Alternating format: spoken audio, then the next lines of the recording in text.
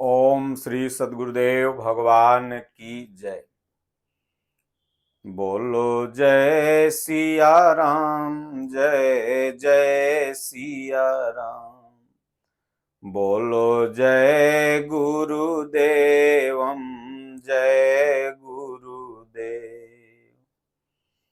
सोई पावन सोई सुभग शरीरा, जो तन पाई भजिय रघुबीरा। एक प्रश्न आया है, किसी भक्त ने कमेंट कर पूछा है, महाराज जी भगवान साकार हैं कि निराकार हैं?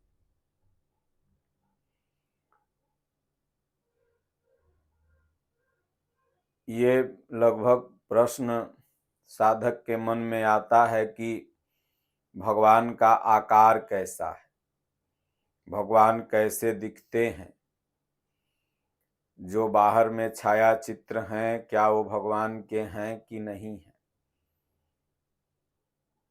गीता में भी भगवान ने साकार निराकार की चर्चा की है। जितने भी महापुरुष हुए साकार और निराकार की चर्चा की है। निराकार एक संप्रदाय ही है, निरंकारी बन गया है। रामचरितमानस में भी गोस्वामी तुलसीदास जी ने साकार निराकार की चर्चा की है। वास्तव में भगवान साकार हैं कि निराकार हैं? साकार और निराकार का हमें मतलब समझना पड़ेगा। बहुत से लोग कहते हैं भगवान का रूप होता है, बहुत से लोग कहते हैं भगवान का रूप ही नहीं होता है। तो सबसे पहले आप यह समझिए कि साकार निराकार क्या है। साधना की प्रथम अवस्था को साकार कहते हैं, और जब साधना अपनी फल दे देती है, जीव शिव में समाहित हो जाता है, उसकी लास्ट अवस्था को निराकार कहते हैं। सगुण ब्रह्म, निर्गुण ब्रह्म। सगुण से निर्गुण तक जाया जा सकता है। एक तरफ भगवान को अर्जुन एक आकार मान रहा था, लेकिन जब विराट रूप देखा तो कह रहा है प्रभु सारे आकार तो आपसे निकले हुए, ये पूरी सृष्टि ही आप में समाहित है और आपसे निकली हुई है। त्वमादिदेवः पुरुषः पुराण, तमस्य विश्वस्य परम निधानम्। इसलिए भगवान आप तो सब कुछ हैं, सारा आकार तो आपका ही है। गोस्वामी तुलसीदास जी ने भी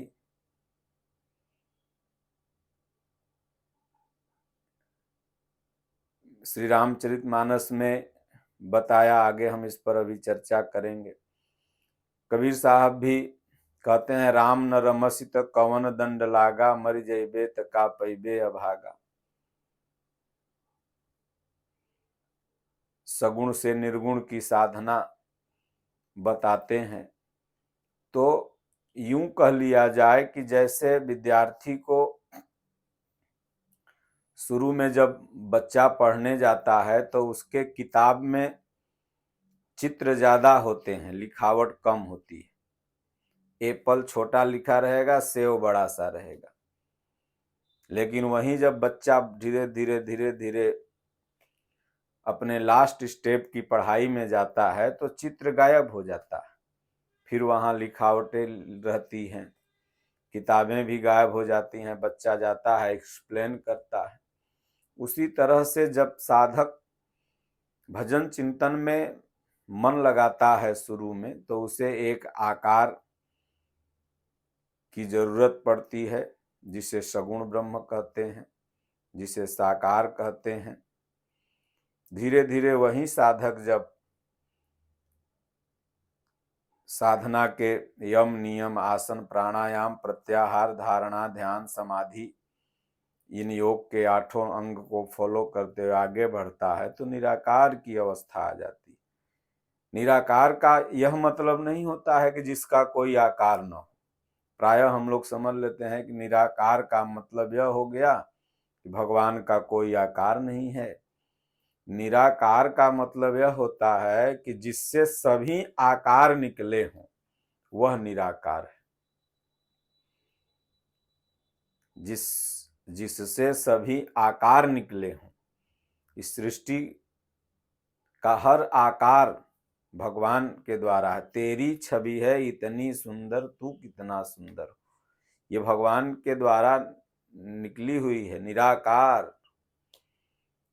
ये सारे आकार उनमें समाहित हैं। तो गोस्वामी तुलसीदास जी ने भी बालक रूप राम कर ध्याना, बालक रूप राम कर ध्याना, बालक रूप से ध्यान की प्रक्रिया को बताया। और उसके बाद वहीं गोस्वामी तुलसीदास जी फिर रामचरितमानस में लिख देते हैं कि बिनु पद चले। इसकी हम लोग चर्चा करेंगे।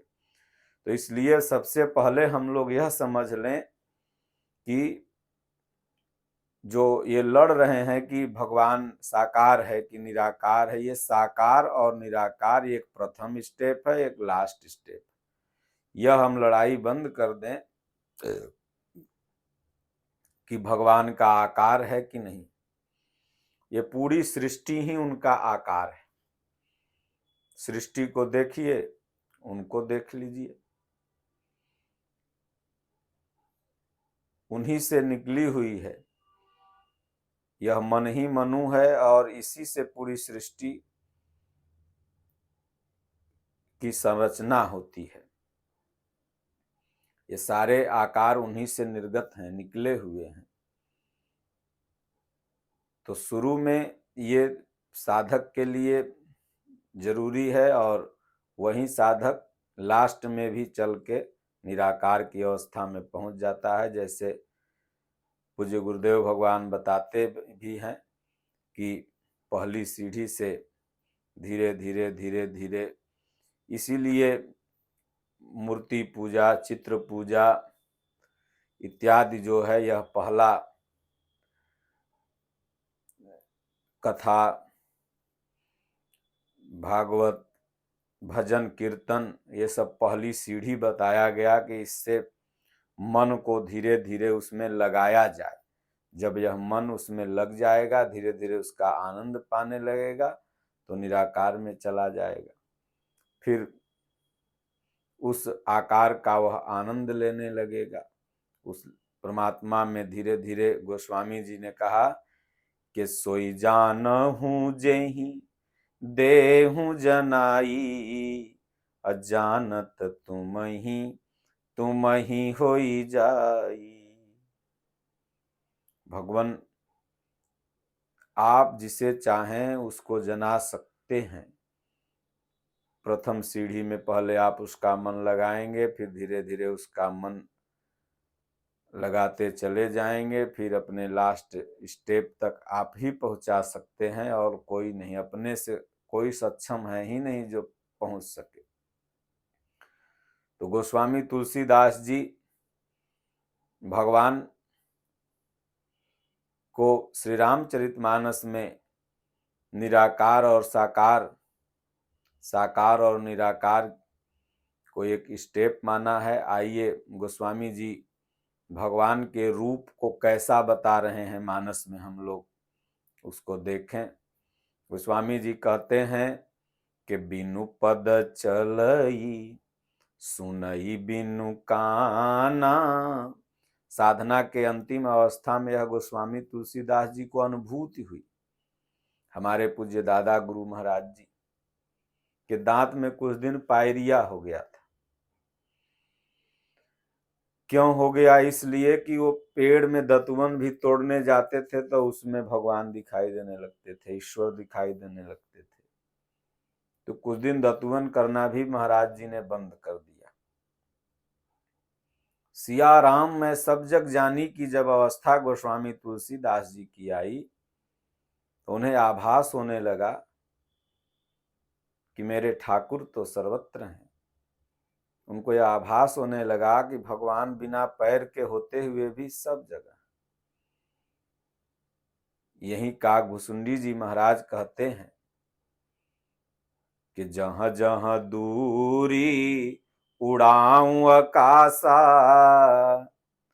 अतः भुज, तहाँ भगवान की भुजा जो थी हरि की, देखूं निज पासा। पास में ही वो भुजा थी। मैं रोटी लेके भाग रहा था, भगवान की भुजा मेरे पास थी। यही जयंत भी कहता है कि तीनों लोक में भगवान का वो सीख का बाण पीछा कर रहा था। तो ये अनुभूति होती है। वही अनुभूति यहाँ गोस्वामी तुलसीदास जी लिख रहे हैं। अब इसको समझ के कोई कह रहा है भगवान का तो कोई रूप ही नहीं। प्रथम स्टेप में गुरु का ध्यान मूलम, गुरु मूर्ति पूजा मूलम, गुरु पदम मंत्र मूलम, गुरु वाक्यम मोक्ष मूलम, गुरु कृपा। ध्यान में गुरु का स्वरूप देखा जाता है। क्यों देखा जाता है? क्योंकि वह गुरु, वह महापुरुष उस इष्ट को, उस परमात्मा को अपने अंदर जागृत कर लिए हैं। उनको देखिए और नारायण को देखिए, बात बराबर है। सब घट मेरा साइया सूनी सेज न कोय, बलिहारी व दास की जही घट प्रगट होय। तो गुरु ने अपने घट में प्रकट कर लिया है, इसलिए उनको देखिए, नारायण को देखिए, बात बराबर है। महाराष्ट्र के एक बहुत प्रसिद्ध संत हुए, उन्होंने कहा हरि मिला संत मिला हरि जानिए, हरि से बड़ा संत को मानिए। यही भगवान राम भी कहते हैं कि सातव सम मोहि मय जग देखा, अमोते अधिक संत कर लेखा। इसलिए सातों सम मोहि मय जग देखा, मोते अधिक संत कर लेखा। इसलिए यहाँ से ध्यान ही सगुण अवस्था से ध्यान प्रारंभ होता है, साकार अवस्था से ध्यान प्रारंभ होता है, निराकार तक पहुंच जाता है। भगवान न साकार हैं न निराकार हैं, यह साकार और निराकार यह साधना का स्तर है। एक प्रथम छोर, एक लास्ट छोर, एक शुरुआत और एक अंत। बाकी ये पूरी सृष्टि, पूरा जो कुछ भी दिख रहा है, सिया राम मैं सब जग जानी, करहु प्रणाम जोर जुग पानी, ये उसी का आकार है। जिसने सूरज चांद बनाया, जिसने चिड़ियों को चहकाया। तो गोस्वामी जी कहते हैं ये साधना में उनको आभास होता है कि बिनु पद चलई सुनई बिनु काना, कर बिनु करई करम विधि नाना। हे प्रभु, आपको पैर नहीं है फिर भी आप चलते हो। एक इंसान के पैर से चल लेते हो, उससे जल्दी पहुंच जाते हो। ये सारे पैर तो आप ही के हैं, ऐसा आभास हुआ। रामकृष्ण परमहंस जी को लास्ट में स्वामी विवेकानंद जी को कहा सारे मुख तो मेरे मुख हैं विवेकानंद, तुम लोग जो खाते हो सब मैं खाता हूं। एक अनुभूति है। तो बिनुपद चलई सुनई बिनु काना, भगवान को कान है, दिख नहीं रहा है, ये हम सब के कान से सब सुन रहे हैं। राम झरोखे बैठ कर सबकी मुजरा लें, अजय कर जैसी करनी ओके वही संदे। तो सब वो सुन रहा है। कहीं चींटी के पग की धमक चले वह भी साहब सुनता है। सुनई बिनु काना, हे प्रभु आपको कान नहीं है, गोस्वामी जी ने कहा, लेकिन सब आप सुन रहे हो। ऐसा हमें अनुभूति हो रही है कि ये साधक की अनुभूति है। लगता है भगवान सब सुन रहे हैं। एक गुरु महाराज थे, दो शिष्य थे, दोनों को बोले एक कबूतर ले जाओ, जहां कोई न देखे सुने वहां काट के ले आना। एक चिलवा गुफा में चला गया अंधेरा में, दोनों महंथी के लिए लड़ रहे थे, वहां काटा उसका मूड़ी, थोड़ा सा उसका हाथ भी कट गया, लेके आ गया, कहे गुरु महाराज हम ऐसा जगह काटे हैं, देखिए मेरा हाथ भी कट गया, मैं भी नहीं देख पा रहा था, दुनिया को तो छोड़िए, क्योंकि वो सिर्फ महंथी के लिए साधु बना था, लेकिन जो दूसरा था भजनानंदी था, जिसके अंदर आभास था, उसने कहा गुरुजी मैं कबूतर नहीं काटा, ये जिंदा ही लेके आया हूं। बोले क्यों?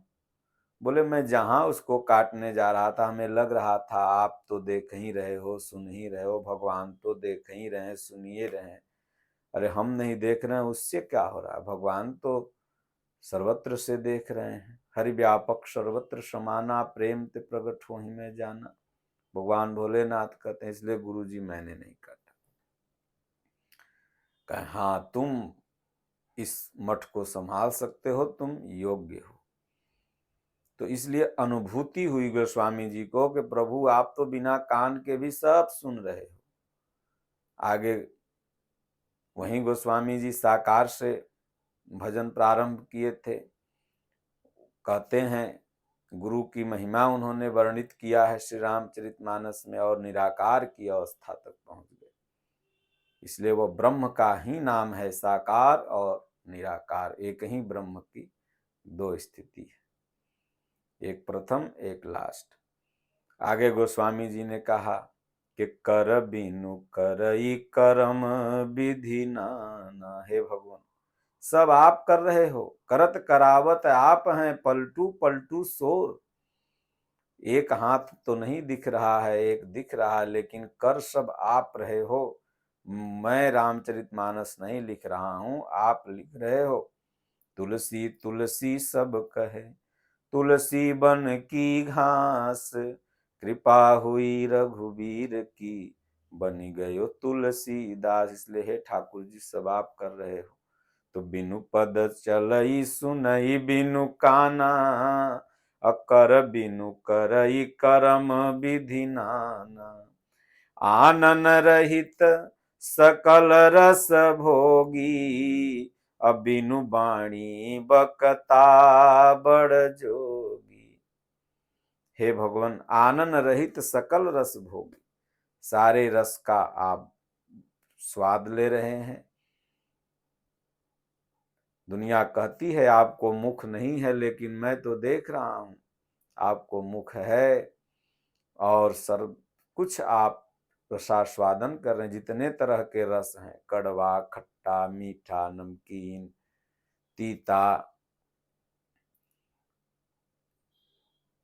6 तरह के रस बताए गए, सब तरह के स्वाद को भगवान आप ले रहे हैं। आनन रहित सकल रस भोग। दुनिया कहती आपको मुख नहीं है, लेकिन मैं तो देख रहा हूं आप सब कुछ खा रहे हैं, सब का स्वाद ले रहे हैं। दुर्योधन के मेवा त्यागे, साग विदुर घर खायो, सब ते ऊंची प्रेम सगायो। एक महात्मा थे, घी में रोटी लगा रहे थे, और प्रतिदिन घी लगाई रोटी एक कुत्ता को देते थे। एक दिन खाना बनाने में थोड़ा लेट हुआ,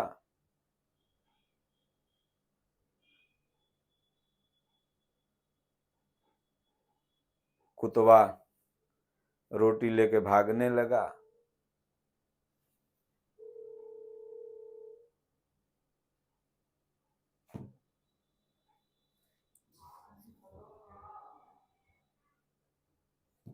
और क्या नाम है,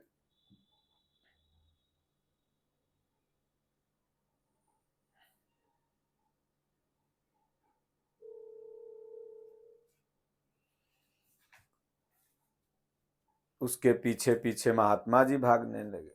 लोग कहने लगे अरे महाराज कुत्ता भाग रहा है रोटी लेके, आप क्यों उसके पीछे भाग रहे हैं? बोले मैं इसलिए भाग रहा हूं कि रोटी में मैंने घी नहीं लगाया था। हम सोचे घिउआ लगा देते इसमें, तब ये खाता तो बढ़िया रहता। आज मेरे ठाकुर, मेरे भोलेनाथ, मेरे शंकर जी बिना घीवे लगाए रोटी खा लेंगे, ये हमको अफसोस है। इसलिए मैं इसके पीछे पीछे जा रहा। वो सब जगह भगवान को देख रहे थे। आनंद रहित सकल रस भोगी, सारे स्वाद भगवान ले रहे हैं। ठाकुर जी की ये माया है, सब चराचर जीव में वो बैठे हुए। भगवान सर्वत्र सारे जगह बैठे हुए हैं। इसलिए सज्जनों, गोस्वामी जी ने कहा, आनन रहित सकल रस भोगी, बिनु बाणी बक्ता बड़ जोगी।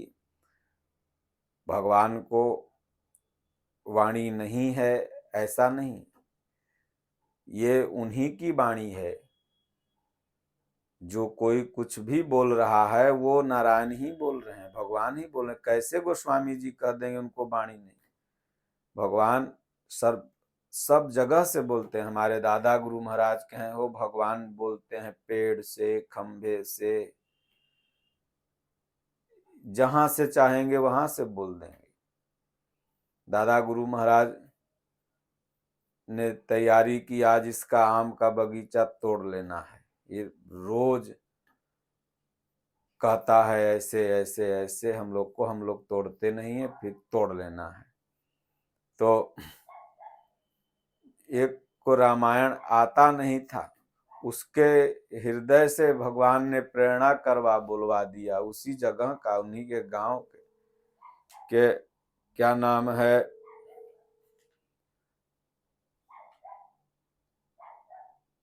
दूसरे का धन विष के समान होता है।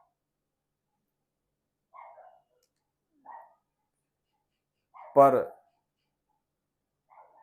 धन विष के समान, धन पराव विष ते विष भारी, अजननी सम जानहु पर नारी। धन पराव विष ते विष भारी। पढ़ते हुए जा रहा था, दादा गुरु कह रहे तो भगवान बोल रहे हैं, जगाया ही नहीं किसी को। इसलिए वो भगवान वक्ता है, वो सब कुछ बोल रहा है। ऐसा मत सोचो कि हम बोल रहे हैं, दुनिया बोल रहे हैं, वो ही खुद बोल रहा है। हर वाणी से वो बोल रहा है। अच्छा भी वही बोल रहा है, बुरा भी वही बोल रहा है। इसलिए गोस्वामी जी ने कहा, प्रभु आपको दुनिया कहती है वाणी नहीं है, लेकिन सबकी वाणी तो आपकी ही वाणी है, इसलिए आप ही बोल रहे हो।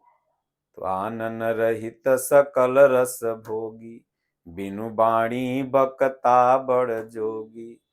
तन बिनु परस नयन बिनु देखा, कहीं घ्राण बिनु बासय सेखा। तन बिनु परस नयन बिनु देखा, हे भगवान